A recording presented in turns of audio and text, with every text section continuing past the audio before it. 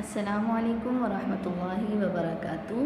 جماعت ہشتم کی طالبات، امید ہے آپ سب خیریت سے ہوں گی۔ آج اسلامیات کی جو ہے اس کلاس میں ہم صورتوں کا ترجمہ پڑھیں گے۔ 3 صورتوں کا ترجمہ پڑھیں گے، سورۃ الناس، سورۃ الفلق اور سورۃ الاخلاص۔ ٹھیک ہے، یہ 3 صورتیں ہم پڑھیں گے، اس کا ترجمہ جو ہے وہ ہم پڑھیں گے اور اس کو یاد کریں گے۔ ٹھیک ہے، اب سب سے پہلی صورت جو ہمارے پاس ہے وہ ہے سورۃ الناس۔ اس کی تلاوت کر لیتے ہیں ہم پہلے، پھر اس کے بعد ہم اس کا ترجمہ دیکھیں گے۔ بہت ہی آسان ہے، بہت اچھے طریقے سے آپ کو سمجھ میں آ جائے گا۔ بسم اللہ الرحمن الرحیم۔ قل اعوذ برب الناس، ملک الناس، الہ الناس، من شر الوسواس الخناس، الذی یوسوس فی صدور الناس، من الجنۃ والناس۔ ترجمہ دیکھیے، پہلی آیت ہے قل اعوذ برب الناس۔ ترجمہ کیا ہے؟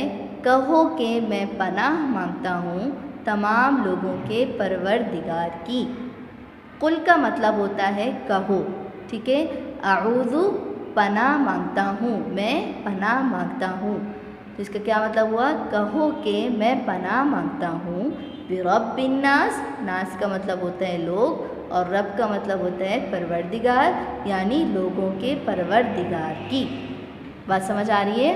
دوسری آیت ہے ملک الناس۔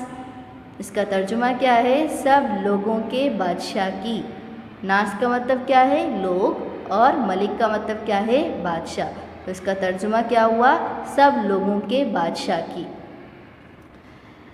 آگے ہے الہ الناس، یعنی سب لوگوں کے معبود کی۔ الہ کا مطلب ہوتا ہے معبود۔ آگے آئیے، من شر الوسواس الخناس۔ اس کا ترجمہ کیا ہے؟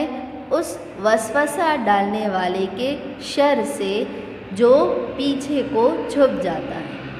ٹھیک ہے، الذی یوسوس فی صدور الناس۔ اس کا ترجمہ کیا ہے؟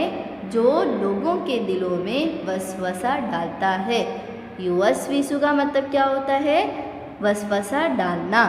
فی صدور الناس، صدور کا مطلب ہوتا ہے دل، اور ناس کا مطلب کیا ہے؟ لوگ، یعنی لوگوں کے دلوں میں۔ ٹھیک ہے، الذی جو یوسوس وسوسہ ڈالتا ہے، فی صدور الناس لوگوں کے دلوں میں۔ با محاورہ ترجمہ کیا ہوا؟ جو لوگوں کے دلوں میں وسوسہ ڈالتا ہے۔ ٹھیک ہے، آگے دیکھیے، من الجنۃ والناس۔ اس کا ترجمہ کیا ہے؟ چاہے وہ جنات میں سے ہوں یا انسانوں میں سے۔ من الجنۃ یعنی چاہے وہ جنات میں سے ہوں، والناس چاہے وہ انسانوں میں سے ہوں۔ بات سمجھ آ گئی؟ اب سورۃ الفلق دیکھیے،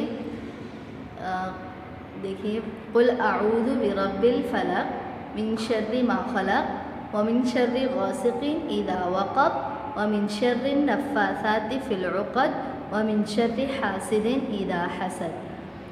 ٹھیک ہے، پہلی آیت ہے قل اعوذ برب الفلق۔ کیا مطلب ہوا اس کا؟ کہو کہ میں پناہ مانگتی ہوں صبح کے مالک کی۔ فلق صبح، ٹھیک ہے، صبح کے مالک کی۔ من شر ما خلق کا مطلب کیا ہے؟ ہر اس چیز کے شر سے جو اس نے پیدا کی۔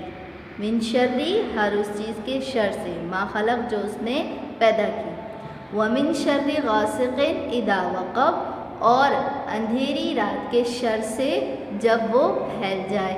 اذا وقب، جب وہ پھیل جائے۔ من شر غاسق، اندھیری رات کے شر سے۔ بات سمجھ آ رہی ہے؟ آگے ہے ومن شر النفاثات فی العقد، اور ان جانوں کے شر سے جو گنڈوں کے گروہ میں پھونک مارتی ہیں۔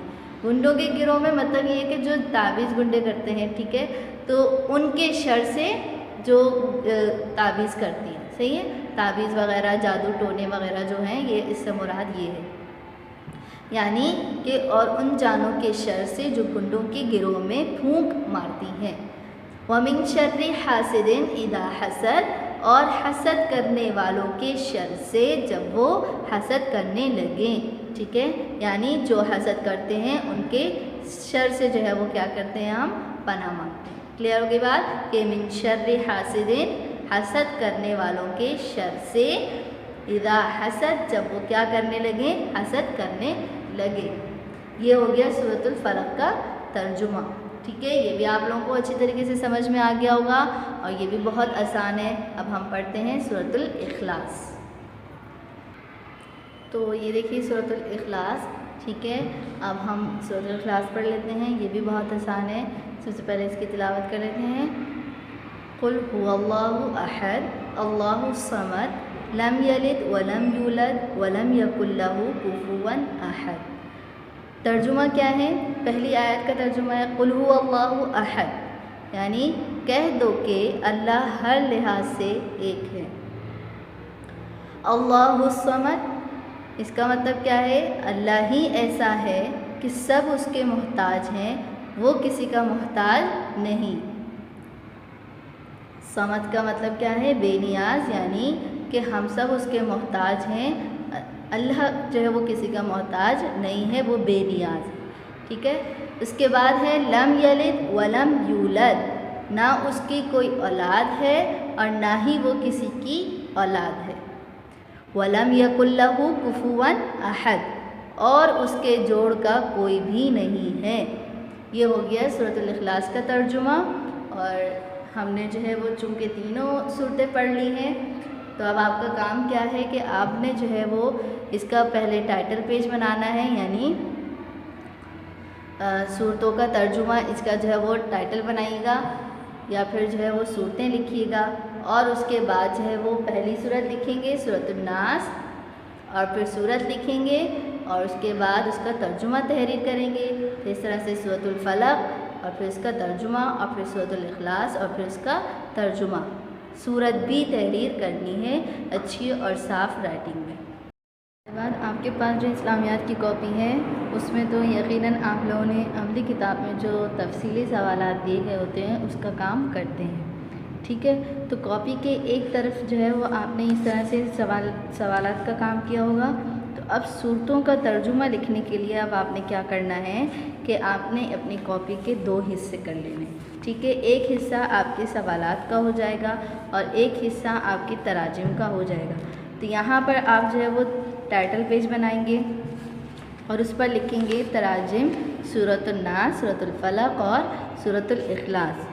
اس کے بعد آپ نے جو ہے وہ دونوں طرف مارجن لائن جو ہے وہ ڈرا کرنی ہے، اور وہاں پر آپ نے تاریخ بھی لکھنی ہے، دونوں تاریخیں، صفحہ نمبر لکھنا ہے، اور اس کے ساتھ جس طرح میں نے آپ کو بورڈ پر کام کرایا ہے بالکل ویسے ہی آپ کام کریں کہ آپ نے جو ہے وہ سب سے پہلے کیا کیا ہے، سورت کا نام لکھنا ہے، سورت تحریر کرنی ہے، یاد رکھیے گا سورت کے ساتھ آپ نے کیا بھی تحریر کرنا ہے، بسم اللہ الرحمن الرحیم۔ سورت تحریر کرنے کے بعد آپ نے جو ہے وہ ترجمہ تحریر کرنا ہے جس طرح میں نے آپ کو بورڈ پر کروایا تھا، ٹھیک ہے۔ اس کے بعد نیکسٹ پیج پر آپ نے جو ہے وہ سورۃ الفلق جو ہے وہ کرنی ہے، اور پھر اس طرح سے سورۃ الاخلاص۔ تو یہ آپ کی جو ہے وہ اسلامیات کی کاپی میں ہی یہ کام ہوگا، وہ اسلامیات کی کاپی جس میں آپ سوال جواب کا جو ہے وہ کام کرتے ہیں، ٹھیک ہے طالبات۔ تو اگلی کلاس تک کے لیے اجازت دیجیے۔ السلام علیکم ورحمۃ اللہ وبرکاتہ۔